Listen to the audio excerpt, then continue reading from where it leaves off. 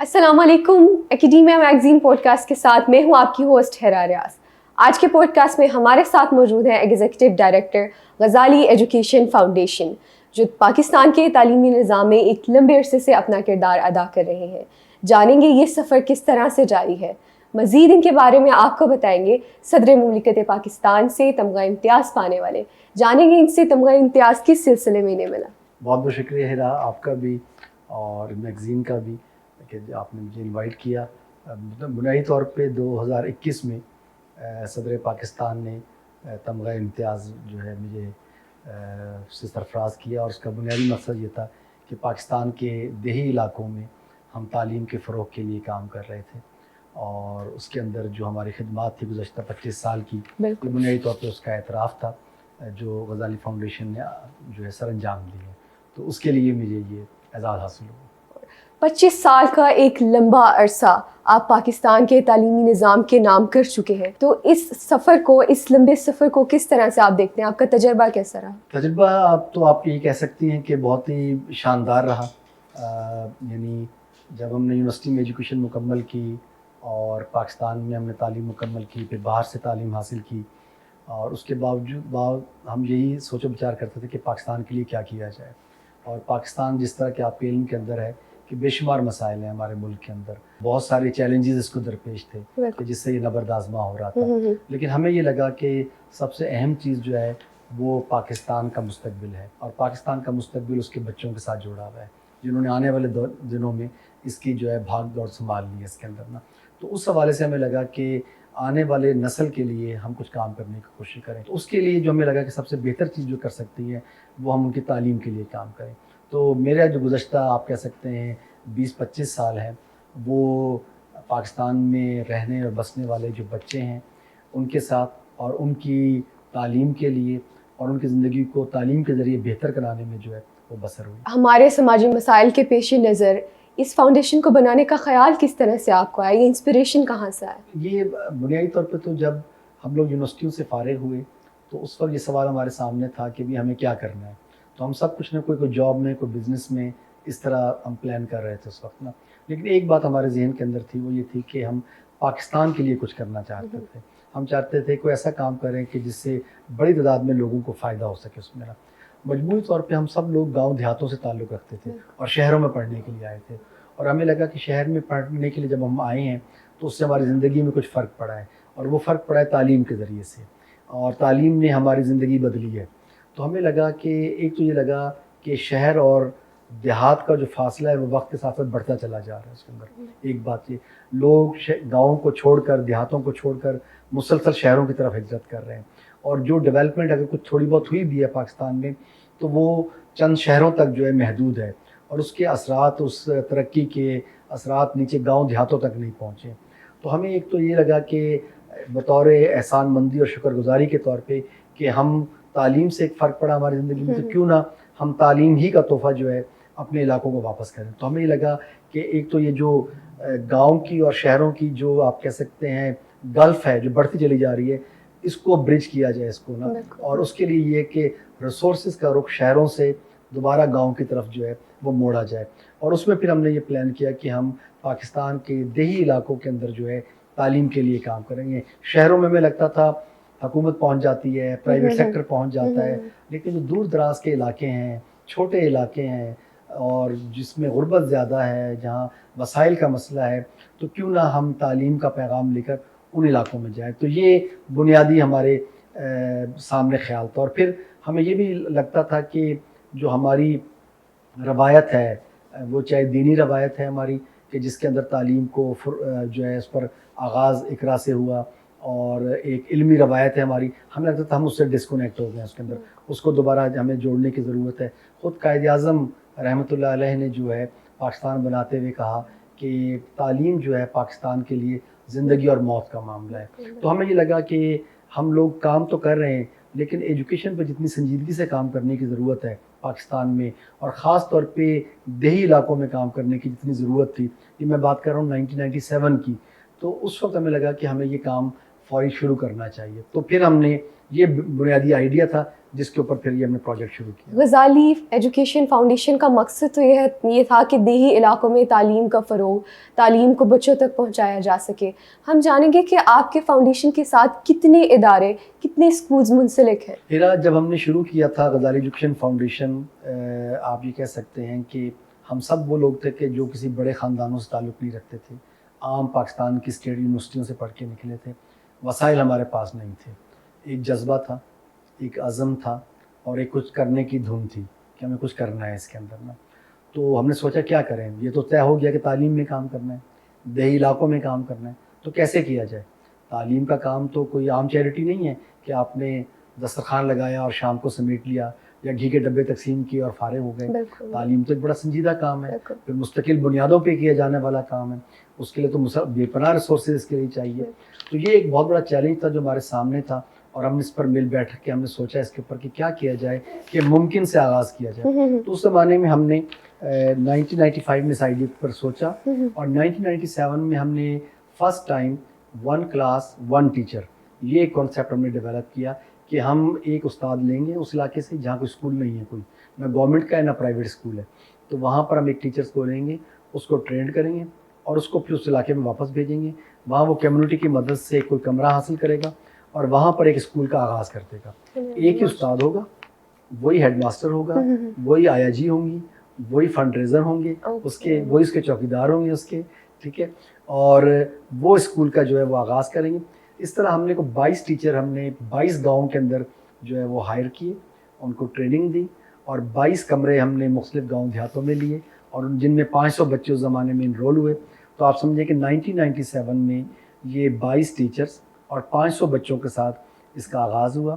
آج الحمدللہ 2024 میں ہم 5 نہیں، 10 نہیں، 50 نہیں، 100 نہیں، 200 نہیں، 400 نہیں، 500 نہیں، ہم تقریباً کچھ 850 تعلیمی ادارے باقاعدہ پاکستان کے دیہی علاقوں میں قائم کر چکے ہیں، جہاں تقریباً کوئی 1,25,000 بچے جو ہے تعلیم حاصل کر رہے ہیں.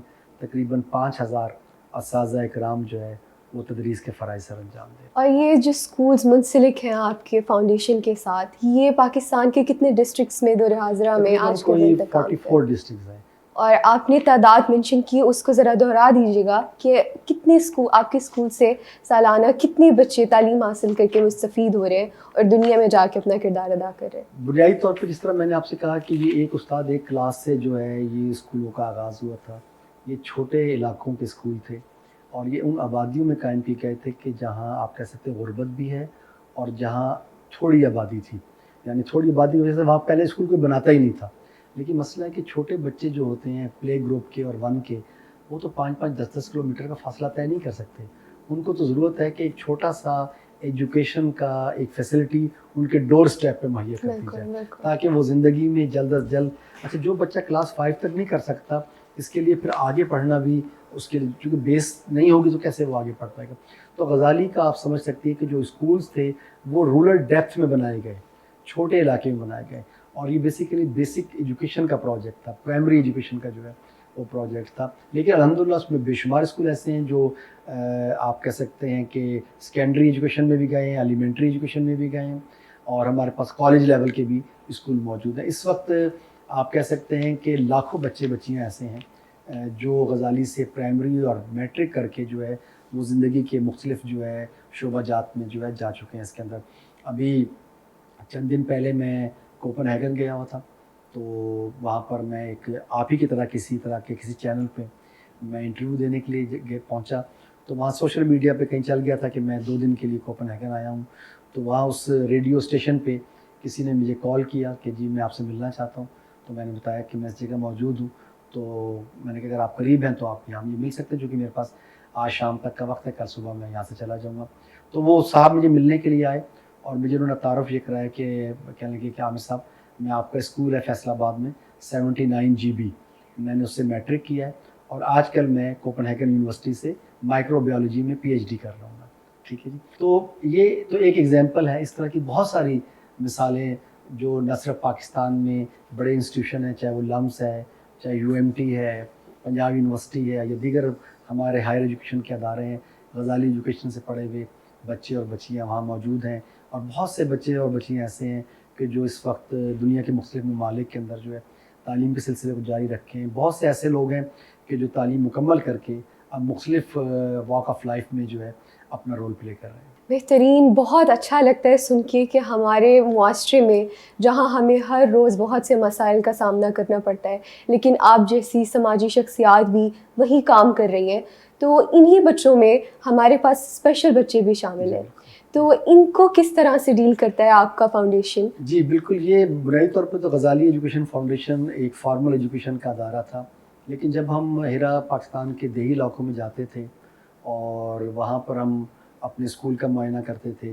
ٹیچر سے ملتے تھے، تو وہیں ہمیں یہ ریئلائز ہوا کہ ہر بڑے گاؤں کے اندر تقریباً 10 یا 12 یا 15 بچے یا بچیاں ایسے ہوتے ہیں جو مینٹلی یا فزیکلی چیلنجڈ ہوتے ہیں، اور ان علاقوں میں غربت ہوتی ہے، ماں باپ پڑھے لکھے نہیں ہوتے، حکومت کا جو اسپیشل بچوں کو دیکھنے کا سلسلہ ہے وہ مشکل ڈسٹرکٹ ہیڈ کوارٹر تک یا پھر آپ کہہ سکتے ہیں کہ تحصیل ہیڈ کوارٹر تک ہے، اس سے نیچے کوئی نظام نہیں ہے کہ اگر کسی گاؤں دیہات میں ایسے بچے اور بچیاں موجود ہیں تو ان کا کیا کیا جائے۔ اب والدین کو تو سمجھ نہیں ہے، پڑھے لکھے بھی نہیں اور وسائل بھی نہیں کہ ایسے بچے کو جو مینٹلی یا فزیکلی چیلنجڈ ہے، ٹھیک ہے نا، یا جس کو ہم ڈسیبل کہتے ہیں، جس کو ہم معذور کہتے ہیں ہم اپنے عام طور پہ آج بھی پاکستان کے اندر، تو ایسے بچے کو کہاں لے کر جائے۔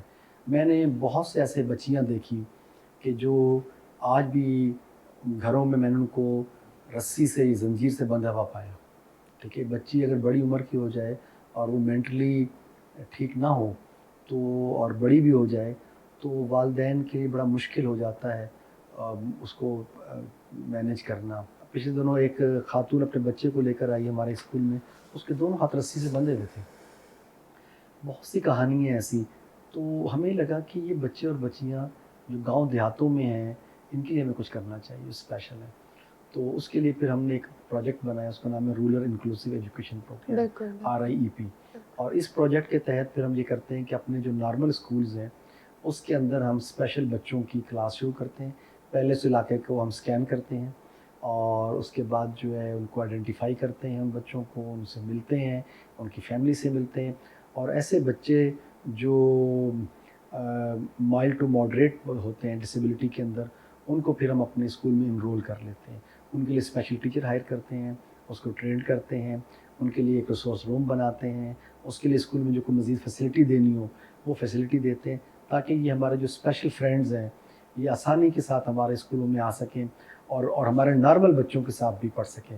اور اپنے نارمل بچوں کو ہم بتاتے ہیں کہ یہ جو اسپیشل بچے ہیں یہ آپ کے دوست ہیں، یہ آپ کے، جس طرح کوئی لمبا اور چھوٹے قد کا ہوتا ہے، گورا اور کالا ہوتا ہے، کوئی زیادہ کم ذہین اور زیادہ ذہین ہوتا ہے، اس لیے کچھ ایبل ہوتے ہیں کچھ لیس ایبل ہوتے ہیں، تو اس میں کوئی ایسا نہیں ہے۔ تو ایسے بچوں کو، اور ہم نے دیکھا کہ بے شمار بچے ایسے ہیں ہیرا کہ جو بارڈر لائن پہ کھڑے ہوتے ہیں ڈسیبلٹی کے اندر، اور اس انٹرونشن کے نتیجے کے اندر وہ بالکل ٹھیک ہو گئے اور نارمل بچوں کے ساتھ انہوں نے تعلیم کا سلسلہ جو ہے وہ جاری رکھا۔ اس وقت غزالی کے سیٹ اپ کے اندر تقریباً کوئی 1700 ایسے بچے اور بچیاں جو مینٹلی یا فزیکلی چیلنجڈ ہیں وہ ہمارے اس نظام کے اندر جو ہے اپنی تعلیم کا سلسلہ جاری رکھیں۔ غزالی ایجوکیشن فاؤنڈیشن ایم کرتا ہے پاکستان میں 100% لٹریسی ریٹ، لیکن پھر بھی 5 سے 16 سال کے بچے 44% اسکولوں سے باہر ہیں، تو غزالی فاؤنڈیشن کے پاس کیا روڈ میپ ہے ان بچوں کو تعلیم کا ادارہ بنانا؟ بالکل، آپ اگر جو میری پہلی گفتگو ہوئی ہے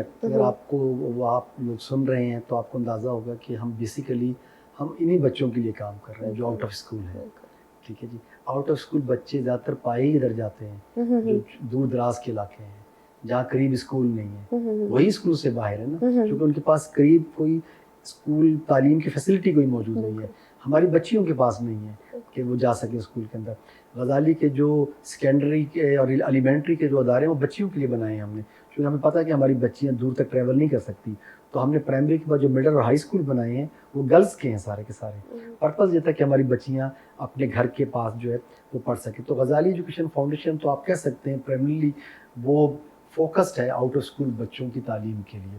اور ابھی ہم نے کچھ سال پہلے ہم نے گورنمنٹ کے ساتھ مل کر ڈسٹرکٹ مظفر گڑھ کے اندر ہم نے آؤٹ آف اسکول بچوں کو آئیڈینٹیفائی کیا، ان کے لیے 200 اسکول بنائے، اور وہ بچے جو آج سے 6 ماہ پہلے تک کسی اسکول میں نہیں جا رہے تھے ان کو وہاں انرول کیا. اس وقت کو تقریباً 23,000 بچے صرف ایک ڈسٹرکٹ مظفر گڑھ میں جو کہ اس سے پہلے کبھی اسکول نہیں گئے, وہ اپنی تعلیم کو جو ہے جاری رکھے ہوئے ہیں. اور میں سمجھتا ہوں اور آپ کے اس پروگرام کے توسط سے میں حکومت کو بھی اور ان تمام لوگوں کو جو پاکستان میں اس مسئلے پر پریشان ہیں کہ کس طریقے سے 2.5 کروڑ بچوں کو اسکول لایا جائے, ہم نے یہ ایکسپیریمنٹ کیا ہے اور بہت کامیابی سے کیا ہے. اور ہمارے ڈسٹرکٹ مظفر گڑھ کے اندر وہ آؤٹ آف اسکول بچے ہمارے تقریباً 200 اسکولوں کے اندر 23,000 بچے وہ باقاعدگی سے تعلیم حاصل کر رہے ہیں جو اس سے پہلے کبھی نہیں کیے, اور بہت لو کاسٹ کے اوپر ہم نے یہ کام جو ہے کر دکھایا ہے. اگر حکومت چاہے تو ہمارے ساتھ مل کر جو ہے اس کام کو آگے بڑھا سکتا ہے. یہ اتنا کوئی مشکل بھی نہیں ہے, اور نہ ہی ہمیں ضرورت ہے کہ ہم کو بہت بڑے بڑے انفراسٹرکچر قائم کریں اور پھر پڑھائیں. ہم بہت ہی آپ کہہ سکتے ہیں لو کاسٹ کے اوپر جو ہے اپنے آؤٹ آف اسکول بچوں کو جو ہے وہ اپروچ کر سکتے ہیں.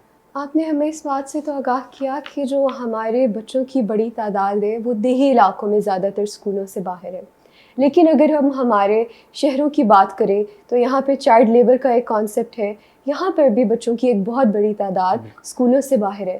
تو ان بچوں کے بارے میں غزالی فاؤنڈیشن کیا ایم کرتا ہے کہ ان تک کس طرح تعلیم کو پہنچایا جائے؟ یہ بات آپ کی جائے؟ درست ہے, اور میں بھی یہ کہنا چاہوں گا کہ گزشتہ چند سالوں سے پیٹرن میں چینج بھی نظر آ رہے ہیں.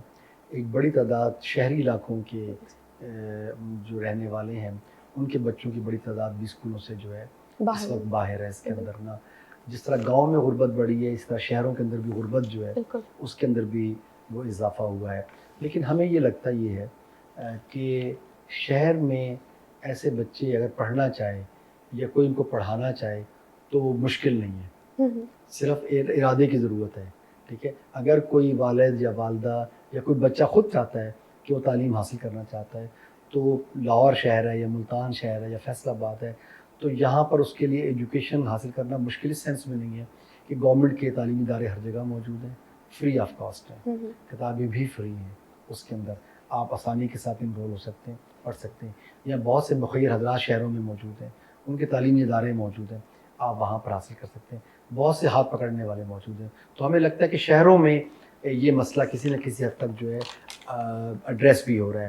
اور اس طرح چائلڈ لیبر کے اوپر بھی بہت ساری آرگنائزیشن شہروں میں کام کر رہی ہیں, کیونکہ ہم فوکس ہیں دیہی علاقوں میں جہاں کوئی جا نہیں پاتا, اور اس میں بہت سارے اور بھی رکاوٹیں موجود ہوتی ہیں.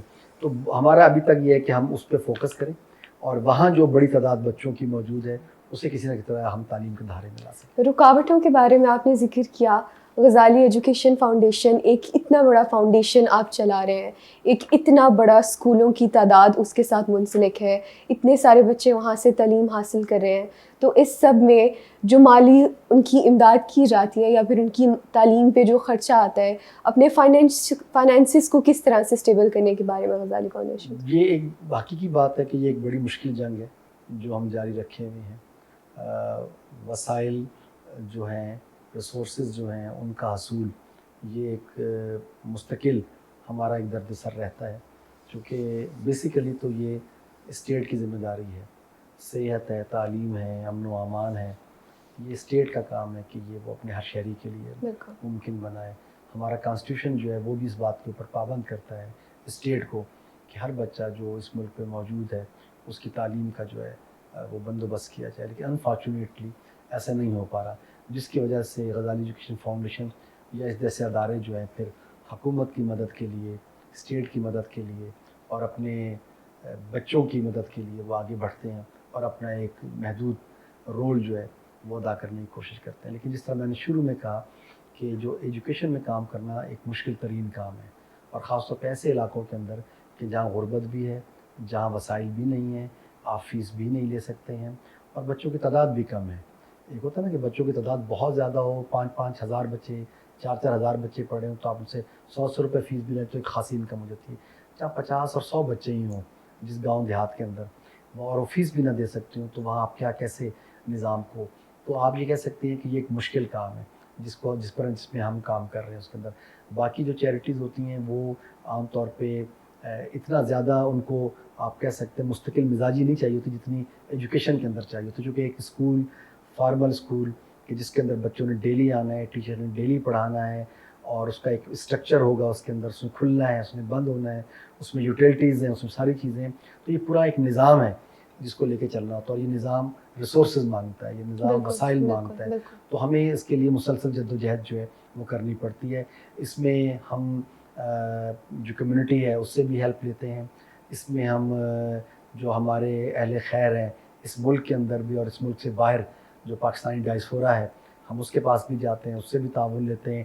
ہم بہت سے انٹرنیشنل ادارے اور خود حکومت جو ہے وہ بھی اس میں ہمارے ساتھ شامل ہوتی ہے. تو اس طرح مل جل کے پھر ہم چیزوں کو آگے لے. میں آپ سے یہ پوچھنے والی تھی کہ جب اتنا بڑا ایک فاؤنڈیشن آپ کے ملک میں چل رہا ہوتا ہے اور اسے ذاتی طور پہ چلایا جا رہا ہوتا ہے، لیکن اس میں آپ کے ساتھ ظاہر ہے آپ ہی کی طرح پاکستان میں پائے جانے والے وہ بچے جو تعلیم کو شاید اس طرح سے نہیں ان کو تعلیم مل پاتی جس طرح سے وہ ڈیزرو کرتے ہیں، تو پھر آپ جیسے لوگ ان کو مدد کرتے ہیں، لیکن آپ کے ساتھ حکومت کس طرح سے تعاون کرتی ہے اس کار خیر میں؟ دیکھیں حکومت خود اپنے مسائل سے نہیں نکل پا رہی، ٹھیک ہے، تو وہ دوسروں کی مدد کے لیے کیسے آ پاتی ہے؟ یہ ایک کوشش تو ان کی ہوتی بھی ہوگی، لیکن عملاً یہ ہے کہ پاکستان کی جو اسٹیٹ ہے اس وقت اپنی سروائیول کی جنگ لڑ رہی ہے، اور اس سروائیول کی جنگ پچھلے کئی دہائیوں سے ہم دیکھ رہے ہیں، اور ہر گزرتے سال وہ اور مشکل ہوتی چلی جاتی ہے. ہمیں سننے میں آتا ہے ریسورسز نہیں ہے، بجٹ نہیں ہے چیزوں کے لیے. خود آپ دیکھیں کہ ایجوکیشن کا بجٹ بھی 2% GDP سے کم چلا آ رہا ہے، اور یہ کئی دہائیوں سے چلا آ رہا ہے. اس کے اندر بھی ایک بڑی تعداد جو ہے اس میں سیلریز میں چلی جاتی ہے یا اور دیگر چیزوں میں چلی جاتی ہے. تو بچوں کی ڈیولپمنٹ کے لیے تو پیسے ہی نہیں بچتے وہاں پر اس کے اندر نا. اسی لیے آپ دیکھیں کہ ہمارا انفراسٹرکچر بھی کمزور ہے، پبلک اسکول کا، ہائر ایجوکیشن کا بہت ہی کمزور انفراسٹرکچر ہمارے پاس موجود ہے. اس طرح بچوں کو جس طرح کی فیسلٹیز دینی چاہیے اس عمر کے اندر ہم وہ بھی نہیں دے پا رہے. ہمارے اسپیشل بچے وہ بھی تعلیم کو تو نہیں حقدار ہیں جتنا کوئی عام بچہ حقدار ہے، لیکن ان کے لیے نہ ہمارے پاس ادارے موجود ہیں، نہ ان کے لیے فیسلٹیز موجود ہیں، نہ اس کی اس طرح کا ٹریننگ اسٹاف جو ہے ٹرینڈ اسٹاف جو ہے وہ موجود ہے. تو بہت سارے چیلنجز ہیں جو حکومت کو اپنا نظام چلانے کے لیے جو ہے درپیش ہے. تو اس سے آگے بڑھ کر وہ دوسروں کی کیا مدد کرے، ہم ان کی مدد کے لیے جو ہے وہ گئے ہوئے ہیں اور ہم ان کا ہاتھ بٹانے کی جو ہے کوشش کر رہے ہیں. لیکن بہرحال آپ یہ کہہ سکتی ہیں کہ ابھی جو پبلک اسکول گورنمنٹ پرائیویٹائز کرنے جا رہی ہے پبلک پرائیویٹ پارٹنرشپ کے اندر، وہ گورنمنٹ کے پبلک اسکولز ہیں جو ان سے نہیں چل پا رہے، جو بند پڑے ہیں، یا لو رزلٹ اسکولز ہیں، یا لو انرولمنٹ اسکولز ہیں. اب وہ گورنمنٹ چاہتی ہے کہ کچھ پاکستان کے لوگ آگے بڑھیں اور سول سوسائٹی کے لوگ آگے بڑھیں، آرگنائزیشن آگے بڑھیں اور وہ حکومت کا ہاتھ بٹائیں اور وہ اسکول وہ چلائیں. تو آپ یہ سمجھیں کہ بجائے حکومت ہماری مدد کے آنے کے، وہ چاہ رہی ہے کہ ہم ان کی مدد کے لیے جو ہے وہ اس کے اندر جائیں. تو وائس ورثہ آپ اس وقت جو ہے دیکھیں صورتحال جو ہے چل رہی ہے. لیکن ہم سمجھتے یہ ہیں کہ حکومت بھی ہماری ہے، ریاست بھی ہماری ہے، بچے بھی ہمارے ہیں، اور یہ جتنا بڑا چیلنج اس وقت درپیش ہے تعلیم کی دنیا کے اندر، اور میں سمجھتا ہوں کہ ابھی تک ہمارے لوگوں نے اس کا صحیح اس کو ریئلائز نہیں کیا کہ یہ کتنا بڑا چیلنج ہے. مثلاً میں آپ کو ایگزامپل دیتا ہوں کہ جو اس وقت تقریباً کوئی 25 million children out of school ہیں، 2.5 کروڑ یا 3 کروڑ بچہ اسکولوں سے باہر ہے، اور اگر یہ بچہ اگلے 5-7 سال تک اسکولوں سے باہر رہتا ہے، اس کا مطلب یہ مستقبل کی 2.5 کروڑ خاندان ہیں، فیملیز ہیں. یہ بچے بڑے ہوں گے، ان کی شادی ہوگی، ان کی فیملی ہوگی. ان 2.5 کروڑ خاندانوں کا مستقبل کیا ہے؟ جو بچے پڑھ نہیں پائے ہیں، ٹھیک ہے، اللہ ماشاء اللہ اس میں سے کچھ جو شاید کوئی محنت کر کے کچھ پڑھ جائیں، لیکن اتنی بڑی تعداد 2.5 کروڑ، دنیا کے 60 ملک ایسے ہیں جن کی پاپولیشن 2.5 کروڑ سے کم ہوگی. ٹھیک ہے، ہمارے پاس اتنے ینگ بچے ہیں جو کہ تعلیم سے اور ہنر سے بے بہرا ہیں. اچھا، اب ایسے بچے 2.5 کروڑ خاندان بننے جا رہے ہیں. وہ 2.5 کروڑ خاندان کا مستقبل دیوار پہ لکھا ہے. وہ کیا ہے؟ ان کا مستقبل غربت ہے، ان کا مستقبل بیماری ہے، ان کا مستقبل دکھ ہے، ان کا مستقبل تعصب ہے، ان کا مستقبل جو ہے کمزوری ہے، ٹھیک ہے نا، ان کا مستقبل شدت پسندی ہے. پھر ہم ان کے لیے ہاسپٹل بنائیں گے، پھر ہم ان کے لیے چیریٹی اکٹھی کریں گے، پھر ہم ان کے لیے دسترخوان لگائیں گے، ہم فوڈ ڈسٹریبیوشن کریں گے کہ یہ غریب لوگ ہیں ان کے لیے. ہم انہیں پڑھا نہیں رہے. تعلیم جو ہے وہ آپ کو امپاور کرتی ہے، تعلیم آپ کو چوائسیز دیتی ہے، ٹھیک ہے، تعلیم زندگی میں آگے بڑھنے کا راستہ دکھاتی ہے. ہم وہ نہیں کر رہے ایسے، اور نہ ہمارے پاس کوئی پلان ہے. دیکھیں نا، 2.5 کروڑ بچوں کو اسکول لانے کے لیے ہمیں، آپ کہہ سکتے ہیں، وار بیسس پہ آگے جانا ہوگا. ہمیں ہر ایک کو شامل کرنا پڑے گا. میں جتنا زور لگا لوں، میں 25 سال میں 1 لاکھ بچے کو پڑھا رہا ہوں، ٹھیک ہے. جیسے 10 ادارے اور ہوں گے پاکستان کے، 10 ہی ہوں گے، 11-12 نہیں ہوں گے کہ جو کام کر رہے ہوں گے. تو یہ تو بہت بڑا چیلنج ہے، خود حکومت کے لیے، خود عوام کے لیے. ہمیں بہت سیریسلی اس پر کام کرنے کی ضرورت ہے. ہائیسٹ ڈراپ آؤٹ ریشو ہے، ہر 100 میں سے 60 بچے گریڈ 5 سے پہلے اسکول چھوڑ جاتے ہیں. ساؤتھ ایشیا میں سب سے زیادہ ہمارا ڈراپ آؤٹ ہے، جو ہمارے بچے تعلیم حاصل نہیں کرے.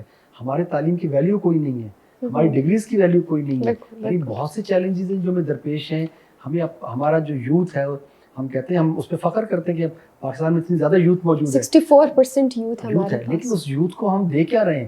اس یوتھ کا مستقبل کیا ہے آنے والے دنوں کے اندر؟ یہ اتنا بڑا سوالیہ نشان ہے کہ اس کے اوپر اچھا وہ یوتھ کتنی پھر ذمہ دار ہے، وہ کتنی اچھی شہری بننے جا رہی ہے، وہ کتنے اچھے مستقبل کے ماں باپ بننے جا رہے ہیں. ٹھیک ہے، اس پر بھی ایک سوال ہے. ان کی تربیت کیسی ہے، یہ بھی ہمیں دیکھنے کی ضرورت ہے، تاکہ جنہوں نے آگے تو یہ ایسے بڑے سوالات ہیں. لیکن ہم نے آج پاکستان کے منظر نامے میں اس پر کوئی ڈیبیٹ نہیں ہے. یہ آپ ہیں جو اس پر بات کر رہے ہیں، لیکن ہمارا جو نیشنل میڈیا ہے کہیں اس پہ تو کچھ اور ڈسکشن ہو رہی ہے، اس پہ تو اور کوئی باتیں چل رہی ہیں وہاں پر کہ کیا ہو رہا ہے کیا. لیکن جو ہمارے بچوں کے ساتھ، ہمارے جوانوں کے ساتھ جڑے ہوئے مسائل ہیں، جو آنے والے دنوں کا منظر نامہ ہے، اور جو آنے والے دیوار پہ لکھی چیزیں ہیں، ہم اس پر تو بات ہی نہیں کر رہے.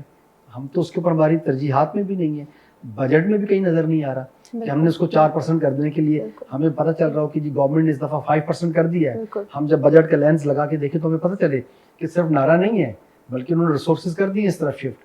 حکومت کی ذمہ داریوں کے بارے میں اب ہم نے بات شروع کر لی ہے. تو حکومت تو سنگل نیشنل کریکولم اسے اتنی بار انٹروڈیوس کرانے کی کوشش کی گئی ہے، لیکن کیوں ہمارے ملک میں وہ کبھی بھی اپنے پورے زور و شور کے ساتھ امپلیمنٹ ہی نہیں ہو سکا؟ آپ کیا ڈرا بیکس دیکھتے ہیں اس میں؟ دیکھیں ہیرا، تعلیم کا ایک اور جو بہت بڑا ہمیں چیلنج درپیش ہے کہ ابھی تک ہم اس کا سمت کا تعین نہیں کر سکے. ہم نے جانا کس ڈائریکشن میں ہے.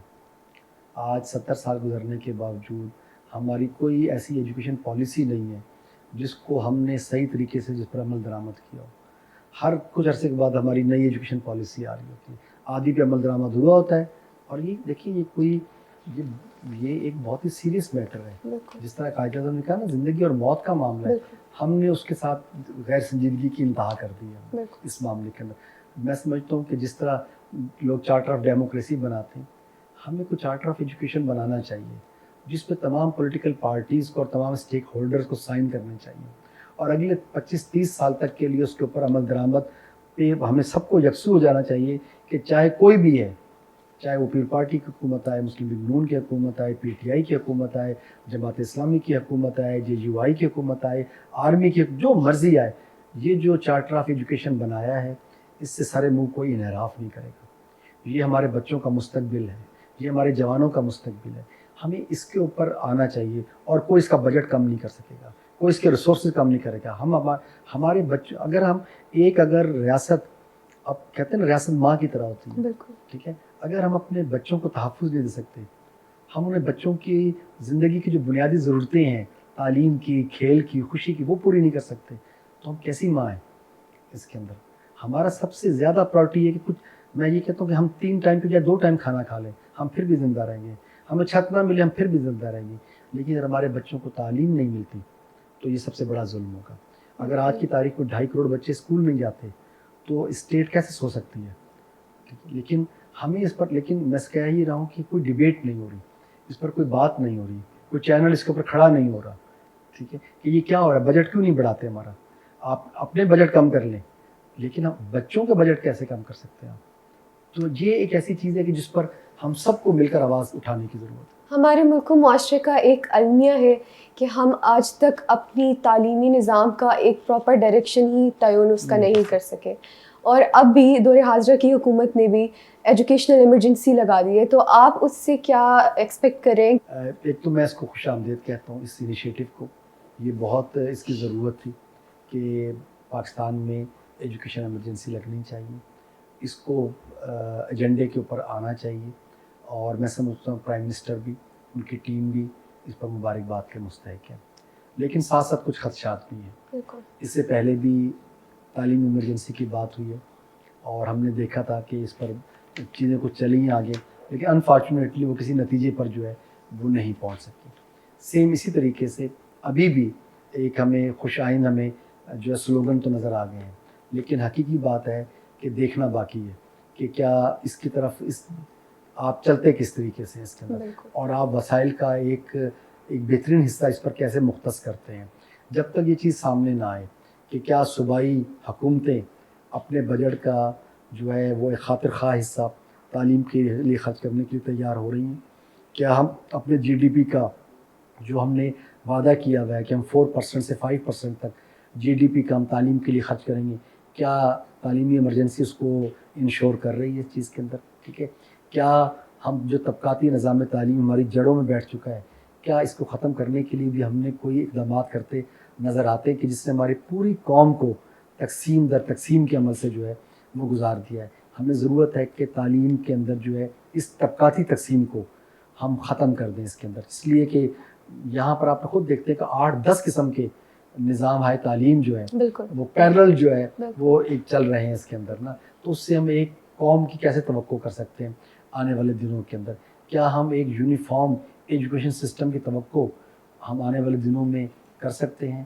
اور اس سے جڑے ہوئے بہت سارے, اور جو ہمارا ایک فرسودہ تعلیم کا نظام 150 سال پہلے کا بنا ہوا چلا آ رہا ہے, کیا اس کو ہم دوبارہ سے کسی جدید اس کے اوپر ہم استوار کرنے کے لیے اپنے آپ کو تیار پاتے ہیں؟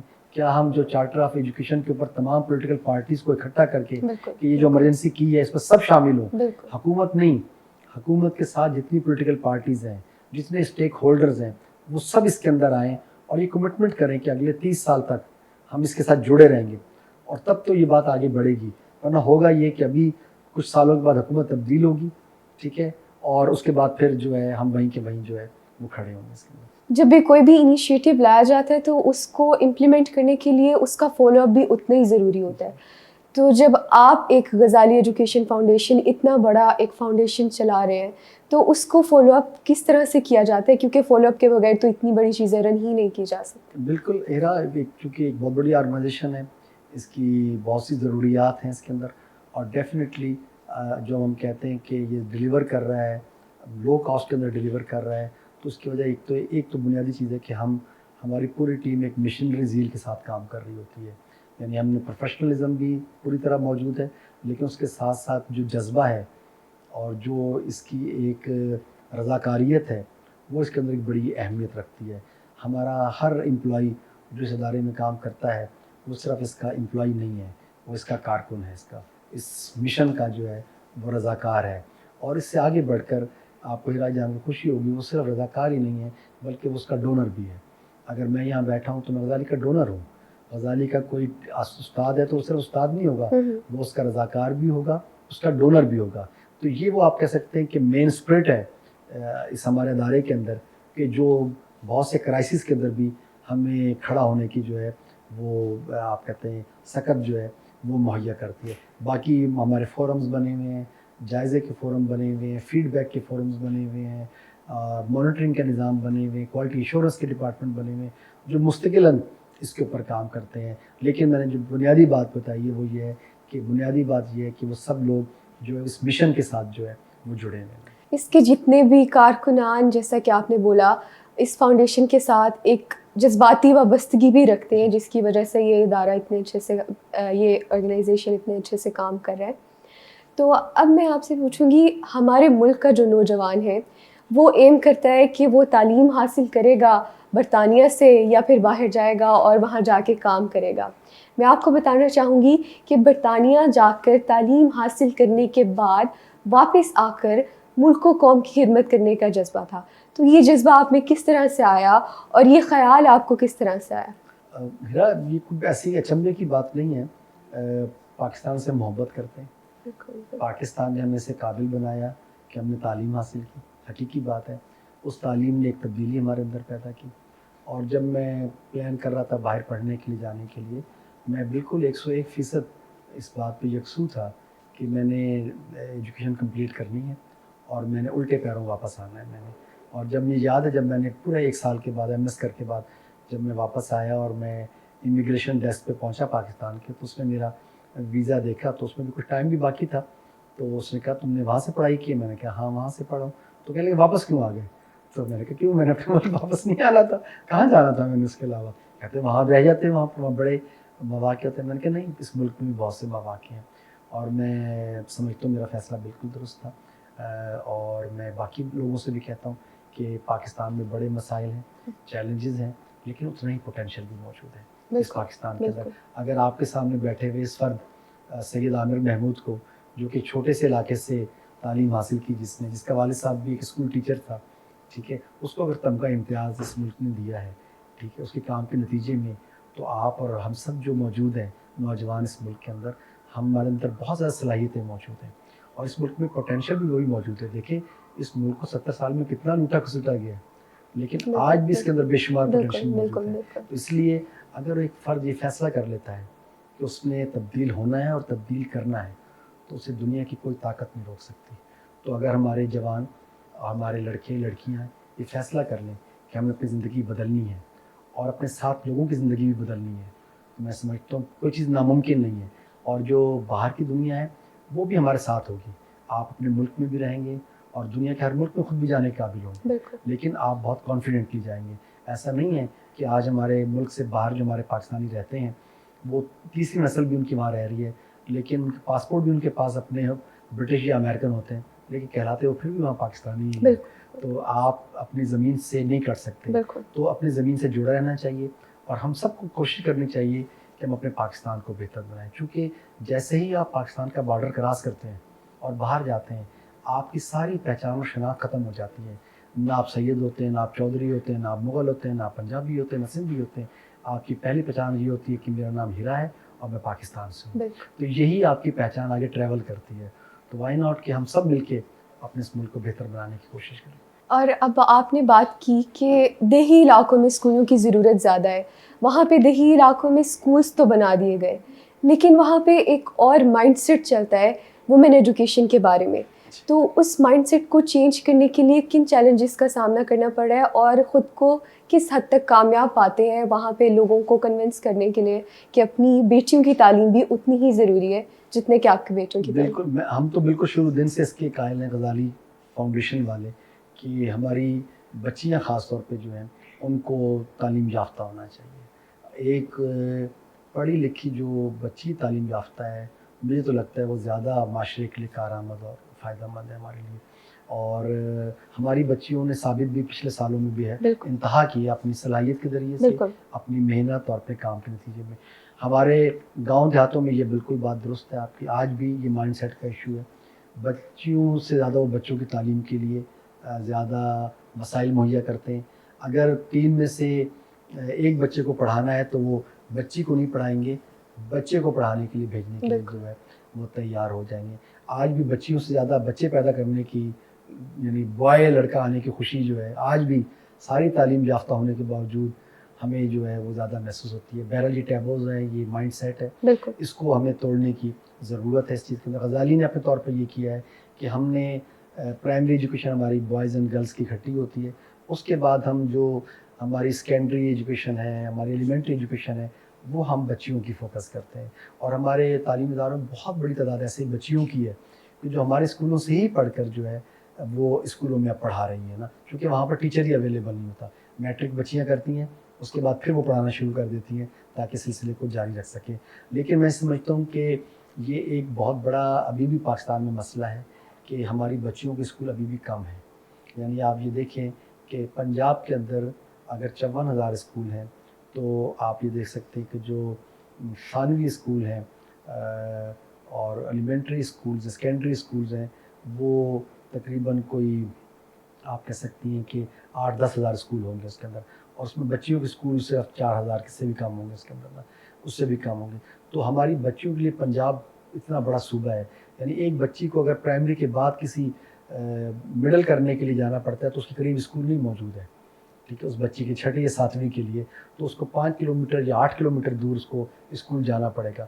یہ جو ڈسٹینس ہے یہ اس کے پیرنٹس کے پاس وسائل بھی نہیں ہیں، اور جو پاکستان کے امن و امان کے حالات ہیں، کوئی اپنی بیٹی کو اس طرح اتنے دور جانے کے لیے اور اس کے لیے بھی تیار نہیں ہے. تو ہماری لاکھوں بچیاں باخدا صرف اس وجہ سے اسکول جانے سے محروم ہیں کہ ان کے قریب اسکول نہیں ہے. اور اسکول ایک بچی کے لیے جو حیثیت رکھتا ہے وہ ہم شہروں میں رہنے والے نہیں جانتے. ایک بچی جو کلاس 5 میں پڑھتی ہے وہ ماں باپ کا ایک ہیلپنگ ہینڈ بھی ہوتی ہے، وہ صحن میں جھاڑو بھی لگاتی ہے، ماں کے ساتھ سبزی بھی کاٹتی ہے، دوپٹہ اپنے سر پہ لیے رکھتی ہے، بھائی باپ آ جائیں تو کھانا ان کو پروستی بھی ہے، اس کے اندر جانوروں کو چارہ بھی ڈالتی ہے اس کے ساتھ نا، اور وہ پھر اپنے اسکول جاتی ہے، ٹھیک ہے. اور جو اس کا اسکول ہوتا ہے وہ اس کی چھوٹی سی جنت ہوتی ہے. اچھا اسے معلوم ہے گھر میں تو مجھے بڑا احتیاط سے رہنا پڑتا ہے, لیکن جو اس کا اپنا اسکول ہوتا ہے وہ اس پہ بھاگتی ہے, دوڑتی ہے, اسے نہیں پتہ میری چادر کدھر ہے نہیں ہے. ٹھیک ہے, جب ہم لاکھوں بچوں سے ان کی وہ جنت چھین لیتے ہیں 5ویں کے بعد, تو مجھے بتائیں کہ یہ ظلم نہیں تو کیا ہے. تو یہ ایسی چیزیں ہیں کہ ہم اس کا احساس بھی نہیں کر پاتے کہ اس بچی کے ہم نے خواب بھی چھین لیے, اس کی چھوٹی سی جنت بھی چھین لی. ماں باپ نے کہا گھر بیٹھو اور گھر کے کام کرو, اس کے اندر وہ تعلیم سے بھی دور ہو گئی. یہ ہم سب کو سوچنا ہے, سماج کو بھی سوچنا ہے, ریاست کو بھی سوچنا ہے کہ یہ انسانی حقوق کی بھی خلاف ورزی ہے کہ اگر ایک بچہ یا بچی تعلیم سے محروم ہے. میں اس لیے کہتا ہوں روٹی کپڑا محروم ہو جائے کچھ نہیں ہوگا, تعلیم سے محرومی سب سے بڑی محرومی ہے اس کے اندر, چونکہ یہ آپ کے مستقبل کو تاریک کر دیتا ہے, یہ آپ کو جینے کا خواب دیکھنے کا سے محروم کر دیتا ہے. ایک بچہ جب اسکول جاتا ہے تو وہ صرف اپنے بیگ میں کتابیں اور کاپیاں لے کے نہیں جاتا, اس کے بیگ میں آنے والے دنوں کے خواب ہوتے ہیں. جو بچے آج 2.5 کروڑ اسکول نہیں جاتے, آپ بتائیں ان کے کیا خواب ہوں گے؟ کیا کوئی خواب نہیں ہوگا. ٹھیک ہے, تو ہمیں وہ خواب انہیں واپس دینے, اور وہ یہ ہے کہ ہم سب مل کر اس کے لیے کام کریں. بالکل, بچیاں بھی ہمارے معاشرے کا اتنا ہی اہم حصہ ہیں جتنا کہ بچے. ہمارے ہی معاشرے کا ایک اور اہم حصہ ہمارے مائنورٹیز کو بھی آپ کا فاؤنڈیشن تعلیم سے آراستہ کر رہا ہے. تو یہ خیال, یہ انسپریشن آپ کو کہاں سے آیا کہ ان بچوں کو بھی تو ہم نے اپنے ہی معاشرے کا حصہ بنا کے رکھنا ہے, انہیں بھی تو تعلیم دینی؟ دیکھیے, ایک تو میں ان کو منورٹی نہیں کہتا, میں کہنا بھی نہیں چاہتا ان کو. دیکھیں, یہ ہماری کمیونٹیز ہیں, یہ ہمارے ملک کا حصہ ہے, ہمارے جسم کا حصہ ہے, جو بھی ہے جیسے بھی ہے. ٹھیک ہے, ہمیں انہیں ریکگنائز کرنا چاہیے. ہمارے ملک میں پرابلم یہ ہو گیا ہے کہ ہم بڑے یک رخے سے ہو گئے ہیں. ٹھیک ہے, ہم تنوع, ڈائیورسیفیکیشن اس کے دشمن سے بنے ہوئے ہیں. ہم سب چیزوں کو ایک ہی اس میں ڈالنا چاہتے ہیں اس کے اندر. تو ایک تو میں مجموعی طور پہ یہ کہنا چاہتا ہوں کہ ہم اپنے آس پاس جو ڈفرینسز ہیں, ایک تو ہم ان کو ایکسیپٹ کریں, ریکگنائز کریں, ایکنالج کریں, سیلیبریٹ کریں. یہ نمبر کریں. یہ اللہ نے تنوع میں دنیا بنائی ہے. بالکل. ٹھیک ہے, ہم اس کو کریں. اس کے اندر میں جنوبی پنجاب گیا تو وہاں مجھے اپنے اسکولوں کو وزٹ کرا تو پتہ چلا کہ بڑی تعداد میں ہندو بچیاں اسکول نہیں جا رہی. تو میں نے پھر معلومات لی تو کیوں نہیں جا رہی, انہوں نے اپنے مسائل بتائے کہ اس وجہ سے ہماری بچیوں کے ساتھ یہ ایشوز ہوئے ہیں. ہم نے ان کو, کمیونٹی نے کہا کہ ہم نے ان کو اسکولوں سے اٹھا لیا ہے اور ہم اپنے بچیوں کو گھر میں رکھتے ہیں. تو مجھے لگا کہ یہ بڑی زیادتی ہے. وہ صدیوں سے آباد ہیں اس ملک کے اندر, صدیوں سے آباد ہیں, اسی زمین کے واسی ہیں اس کے اندر. ہم نے انہیں کہا کہ نہیں, آپ جو مرضی ہے ہم آپ کے ساتھ کھڑے ہوتے ہیں, آپ کو اپنے بچوں کو تعلیم کے لیے بھیجنا چاہیے. ہمیں لگا کہ اگر یہ بچے بچیاں ہماری کمیونٹی کے تعلیم حاصل نہیں کریں گے تو یہ نہ صرف اپنا مستقبل تباہ کریں گے, اپنی کمیونٹی کے لیے بھی جو ہے کوئی بہتری کا باعث نہیں ہوں گے, اور ایٹ لارج سوسائٹی کے لیے بھی ہارمفل ہوں گے. اس لیے کہ ایک بچہ جو تعلیم یافتہ نہیں ہے تو وہ کئی حوالوں سے یہ خدشہ ہوتا ہے کہ وہ کرمنل اس کے اندر چلا جائے یا کسی اور اس میں چلا جائے یا غربت کا شکاری ہو جائے. تو کیوں نہ اس کے اندر. تو ہم نے بیلن سے بات, انہوں نے کہا جی ہمارے یہ خدشات ہیں ہمارے. ہم نے ان کے خدشات کو ایڈریس کیا اور پھر ہندو کمیونٹی کے لیے اسکول ہم نے بنائے. اس وقت کوئی 750 ہندو بچے اور بچیاں پورے اطمینان کے ساتھ, اعتماد کے ساتھ جو ہے وہ اپنی تعلیم کے سلسلے کو جو ہے وہ جاری رکھے ہیں. بچوں تک تعلیم تو پہنچا دی جاتی ہے, لیکن اس کا ذریعہ اساتذہ ہوتے ہیں. آپ نے مینشن کیا اساتذہ کی ٹریننگ ہوتی ہے, تو وہ سلسلہ کس طرح سے چلتا ہے؟ اسپیشل بچوں کے اساتذہ کو کس طرح سے ٹرین کیا جاتا ہے, اور باقی اساتذہ کی ٹریننگ کا پروسیجر کس طرح سے؟ مجموعی طور پہ غزالی ایجوکیشن فاؤنڈیشن کا جو ماڈل ہے, کیونکہ وہ لو کاسٹ ماڈل ہے, وہ ہائی اینڈ ماڈل نہیں ہے. ہمارا تعلیم میں 3 چیزیں امپورٹنٹ ہوتی ہیں. ایک طالب علم ہے, ایک استاد ہے, ایک وہ جو انفراسٹرکچر ہے, بلڈنگ ہے, اسکول, ساری چیزیں اس کے اندر, والدین بھی آپ کہہ سکتے ہیں اس کے اندر. یہ ساری چیزیں مل کر اس کی تعلیم کے سلسلے کو آگے بڑھاتی. ہمیں ایسا لگتا ہے کہ اس میں سب سے اہم جو ہے وہ استاد ہے.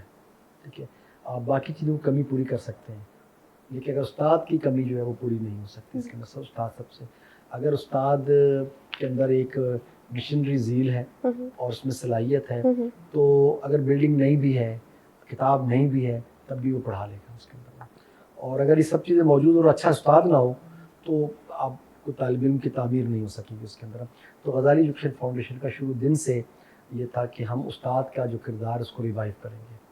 وہ استاد کے جو ہم نے اپنے بچپن میں دیکھا ہے کہ جو تعلیم سے ڈیڈیکیٹڈ ہوتا ہے, جو تعلیم سے محبت کرتا ہے, جو آگے بڑھ کے اپنے طالب علموں کا مستقبل کو روشن دیکھنا چاہتا ہے, ٹھیک ہے جی, جو کمرشلزم سے بالاتر ہوتا ہے, ایسا استاد کا جو کردار ہم دوبارہ سے سوسائٹی میں ریوائیو کرنا چاہتے تھے ہم نے.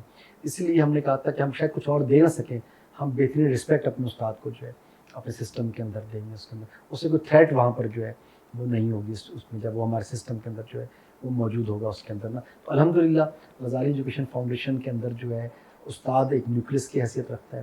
اس کی سلیکشن سے لے کر اور اس کے ڈلیوری تک میں ہم سب اس کے ساتھ ہوتے ہیں. اس کی ٹریننگ کا اہتمام کیا جاتا ہے, پروفیشنل قسم کی ٹریننگ کا اہتمام کیا جاتا ہے, اور خاص طور پہ تعلیم میں اور جو اس کی ڈلیوری ہے استاد کی, اس میں ہم اس بات کو بہت زیادہ مد نظر رکھتے ہیں کہ یہ جو آپ نے ڈلیور کرنا ہے, پڑھانا ہے, یہ کار مولمی جو ہے یہ کار پیغمبری ہے.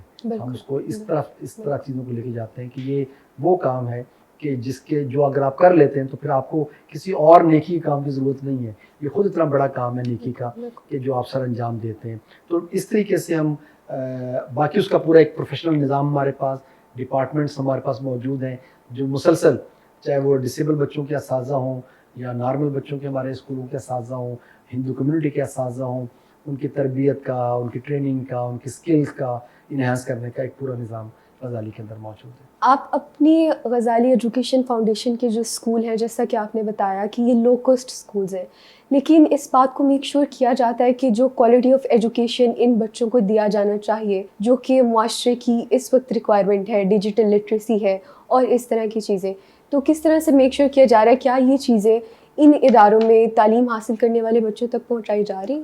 یہ جو آپ نے کوشچن ریز کیا یہ تھوڑا سا ذرا زیادہ ڈیٹیل مانگتا ہے. بنیادی طور پہ جب ہم دیہی علاقوں میں تعلیم کی بات کرتے ہیں تو ہمیں معلوم ہو کہ ہم کھڑے کہاں ہیں اس وقت. آپ یہ دیکھیے کہ یہ وہ ملک ہے جس میں ہم تعلیم کی بات کر رہے ہیں, جہاں 24 گھنٹے میں سے گاؤں دیہاتوں میں 12 گھنٹے لائٹ نہیں آتی, انفارچونیٹلی, ٹھیک ہے نا. جہاں کمپیوٹر نام کی کوئی چیز نہیں ہے گاؤں دیہات میں, کتاب نام کی چیز کوئی نہیں ہے گاؤں دیہات کے اندر. پورے گاؤں میں آپ گھوم جائیں, چند مذہبی کتابوں کے علاوہ, ایک دو کے علاوہ آپ کو کوئی کتاب نہیں ملے گی آپ کو, ٹھیک ہے. ہم نے کچھ اسکولوں میں کمپیوٹر بھجوانے کی کوشش کی تو انہوں نے کہا جی یہاں تو لائٹ ہی سارا دن نہیں آتی, ٹھیک ہے. اچھا اگر لائٹ آ جائے تو اس کی اتنی فلیکچویشن ہوتی ہے, اس میں اتنا اتار چڑھاؤ ہوتا ہے کہ اس کی سپلائی اڑ جاتی ہے اس کی کمپیوٹر کی. اب گاؤں سے ایک کمپیوٹر کو اٹھا کے لے کے جانا پڑتا ہے شہر, اس کے اندر ایک مسئلہ نہیں ہے, کئی مسائل ہیں. کووڈ کے اندر ہر چیز بند ہو گئی, تعلیمی ادارے بند ہو گئے, بڑے شہروں کے بڑے اسکولوں نے تو کوئی آن لائن سسٹم بنا لیا. گاؤں کے اندر جہاں لائٹ بھی نہیں ہے, جہاں انٹرنیٹ بھی نہیں ہے, وہاں کیا کیا جائے؟ یہ وہ چیلنج ہے جو بڑے سیریس قسم کے چیلنج ہے جس پر ہمیں دیکھنے کی ضرورت ہے. بچہ شہر کا ہو یا گاؤں کا ہو, ہے تو وہ بچہ ہی, اور اس کی وہی ضروریات ہیں, اس کی وہی ریکوائرمنٹ ہیں, اس کی وہی خوشیاں ہیں کہ جو ایک شہر کے بچے کی ہوتی ہیں, گاؤں کے بچوں کی ہوتی ہیں. لیکن یہ وہ چیلنج ہیں کہ جن کو سامنے رکھ کر ہمیں رسپانس کرنے کی ضرورت ہے. ابھی تک چونکہ ہم جس سسٹم میں کام کر رہے ہیں ہم اس سے باہر نہیں جا سکتے, جو کہ اسٹیٹ کا بنایا ہوا نظام تعلیم ہے, ہمیں اسی کے اندر کام کرنا ہوتا ہے. اور اس کے اندر ہمیں ایگزام دینے جو گورنمنٹ کی طرف سے آتے ہیں. ہم گورنمنٹ کا سلیبس موسٹلی فالو کرتے ہیں, ایگزام بھی ہم گورنمنٹ ہی کے جو ہیں انہی کو جو ہے وہ لے کے چلتے ہیں اس چیز کے اندر نا. اور جس طرح میں نے شروع میں کہا کہ اس پورا نظام جو ہے وہ کافی فرسودہ سا ہوا ہے, اس کو تبدیل کرنے کی ضرورت ہے. کتاب ہم تبدیل نہیں کرنا چاہتے, ہم چاہتے ہیں حکومت ہی کی, کیونکہ ایگزام بھی بچوں نے اسی کتاب کے ذریعے دینا ہوتا ہے, تو ہم وہی پڑھانے پر مجبور اپنے آپ کو جو ہے کافی حد تک, اگرچہ ہم نے کچھ تبدیل بھی کی ہے لیکن ابھی بھی مجبوری ہم اسی نظام کے اندر جو ہے اپنا کام جو ہے وہ کر رہے ہوتے. ہماری کوشش کوالٹی کے حوالے سے یہ ہوتی ہے ہیرا کہ جو کوالٹی کا جو ایک انڈیکیٹرز ہیں اس میں سے ایک یہ ہوتا ہے کہ جی آپ کے بچے پرفارم کیسا کر رہے ہیں, رزلٹس کیا ہیں اس کے اندر. ہمارے لیے ایک انڈیکیٹر یہ ہے کہ جو میٹرک کے رزلٹس ہیں وہ کس لیول کے. ہم نے یہ طے کیا ہوا اپنے سسٹم کے اندر کہ ہم دو چیزیں کہتے ہیں کہ ہمیں نہیں چاہیے, ایک ہمیں فیل بچہ نہیں چاہیے, دوسرا ہمیں 3rd ڈویژن بچہ نہیں چاہیے. یہ اپنی ٹیم کو ہم کہتے ہیں, چونکہ ہمارے پاس جو انٹیک آتا ہے وہ بہت ہی کمزور ہوتا ہے. یعنی بچے جو آتے ہیں ہمارے پاس ان کے والدین انٹرسٹڈ نہیں ہوتے, ان کے لیے تعلیم کی کوئی ویلیو نہیں ہے, وہ پڑھانا بھی نہیں چاہ رہے ہوتے. ہم نے ان کو کہہ کھلا کر کہ ہر چیز ہم دے رہے ہیں, آپ انہیں بس بھیج دیں پڑھانے کے لیے, اس کے اندر وہ ہمیں بھیج رہے ہوتے ہیں. گھر جائیں تو بھی کوئی ماں باپ پڑھے لکھے نہیں تو ان کے پاس ماحول ہی نہیں ہوتا.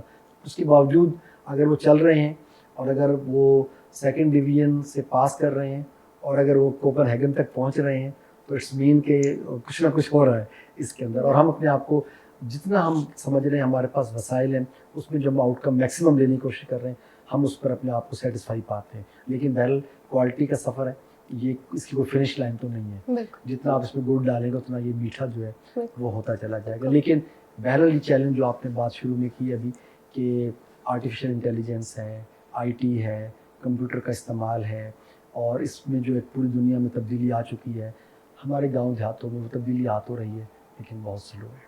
بالکل ٹھیک ہے. اب آپ نے جس طرح سے بتایا کہ کوالٹی کا سفر ہے اور اس کی کوئی فنیشنگ لائن نہیں ہے, تو ہم جان لیتے ہیں کہ غزالی ایجوکیشن فاؤنڈیشن کے آنے والے 10 سالوں میں ایمز کیا ہیں اور خود کو کہاں پاتا ہے, اور کیا امید ہے کہ کس حد تک خود کو ان میں کامیاب پائے گا؟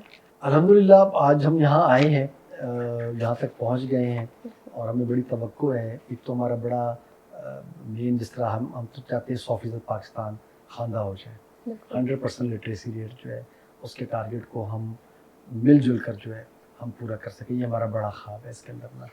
ایک تو ہم اس کی طرف جدوجہد جاری رکھیں گے. ہم آؤٹ آف اسکول بچے جو ہمارے ہیں تقریباً اس وقت 25 ملین چلڈرن اسکولوں سے باہر ہیں, اسے لانے کی ہم حتی الامکان جو ہے وہ کوشش جو ہے ہم جاری رکھیں گے. اپنی بچیوں کے لیے بالخصوص صرف تعلیم ہی نہیں بلکہ مستقبل میں زندگی میں آگے بڑھنے کے جو دروازے ان پر بند ہیں انہیں کھولنے کی جو ہے, چاہے وہ اسپورٹس میں ہے, چاہے وہ کیریئر میں ان کے ہیں, چاہے ہائر ایجوکیشن کے اندر ہیں, ہم اس کے لیے ان کو اپنے آپ کو بڑا ڈٹرمن پاتے ہیں کہ ہم ان کا ہاتھ پکڑے اور انہیں کہیں کہ آپ جائیے, ٹھیک ہے نا, پوری دنیا آپ کے ساتھ ہے. آپ PhD کرنا چاہتے ہیں, آپ میڈیکل میں جانا چاہتے ہیں, ٹھیک ہے, آپ ڈرامہ لکھنا چاہتے ہیں, ہم چاہتے ہیں کہ ہم ان کی صلاحیتوں کو ہم نکھاریں اور ان کے لیے وہ سارے دروازے کھولیں کہ جو ان کو آگے زندگی میں جو ہے آگے بڑھانا چاہ سکتے ہیں. ہم اس کی جانب جو ہے ہم کام کر رہے ہیں. ہم اپنے گاؤں دیہاتوں سے بچوں, ابھی ہم نے ایک نائس اکیڈمی بنائی ہے لاہور کے اندر کہ اپنے گاؤں سے بچوں اور بچیوں کو ہم نے سلیکٹ کیا ہے اور فری آف کاسٹ ان کو ہم جو کمپٹیٹیو ایگزامز ہیں ان کی ہم تیاری کرا رہے ہیں, CSS کی بھی اور باقی ایگزامس کی بھی, تاکہ وہ جو ہائر سیٹس ہیں اس کے اوپر بھی ہمارے بچے کمپیٹ کر کے جو ہے وہاں پر جا سکیں. اس کے لیے ہم کام کر رہے ہیں.